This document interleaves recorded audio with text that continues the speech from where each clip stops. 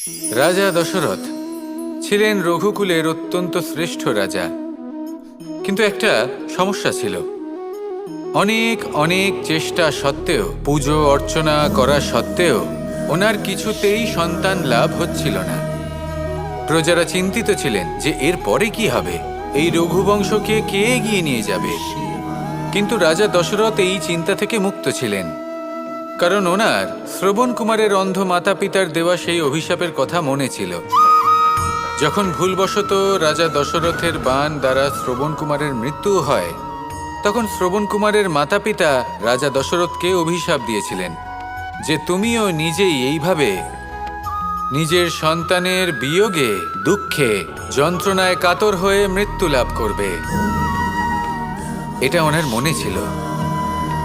উনি মনে করতেন যে এই অভিশাপ যখন উনি পেয়েছেন তখন তো অবশ্যই ভুলবে। আমি আমার সন্তান বিয়োগে মৃত্যু লাভ করব, এর অর্থ হলো এটাই যে আমার সন্তান প্রাপ্তি হবে। সেই অভিশাপই ওনার জীবনে বরদান রূপে ফিরে এলো। যখন সঠিক সময় এলো তখন উনি 4 পুত্র লাভ করলেন, আর তারপর কি হলো সেটা আমরা সকলে জানি। এবার এর থেকে আমরা কি শিক্ষা লাভ করলাম? যে জীবনে এই সমস্যা, এই সংকট বা কঠিন পরিস্থিতি এসব তো আসতেই থাকবে। নিয়তিকে আমরা পাল্টে ফেলতে পারবো না, যেটা হবার সেটা অবশ্যই হবে। তাই যেটা হচ্ছে সেটা আনন্দের সাথে যাপন করলে কেমন হয়?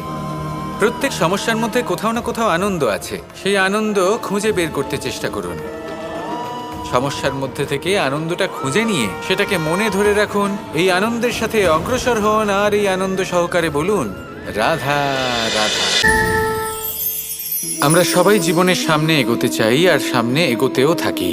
আর যখনই কোনো ব্যক্তি জীবনের সামনে এগোতে থাকে তখন তার পথে নিশ্চিত রূপে বাধা আসে।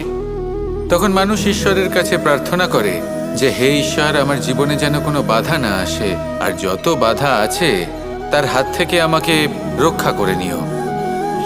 পূর্ণরূপে একটি নিরাপদ জীবনের কামনা করে।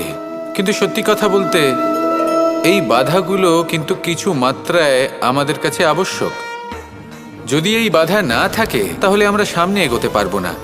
একটা উদাহরণ দিই, যখন আমরা হাঁটি তখন এই মাটির একটা আকর্ষণ বল থাকে যেটা আমাদের নিচের দিকে আকৃষ্ট করতে থাকে। সেই কারণেই সামনে পথ চলা কঠিন হয়ে যায়। কিন্তু এই আকর্ষণ বলের কারণেই আমরা সামনে অগ্রসর হতে পারি, কারণ এই আকর্ষণ বল আমাদের ধরে রেখে দেয়। তার জন্যই আমরা মাটির ওপর টিকে থাকতে পারি। যদি আকর্ষণ বল না থাকে তাহলে আমরা ভারসাম্য হারিয়ে ফেলবো, আর ভারসাম্য হারালে এগিয়ে চলা অসম্ভব হয়ে যাবে। সেই জন্য কখনো জীবনে পূর্ণরূপে নিরাপদ জীবনের কামনা করবেন না।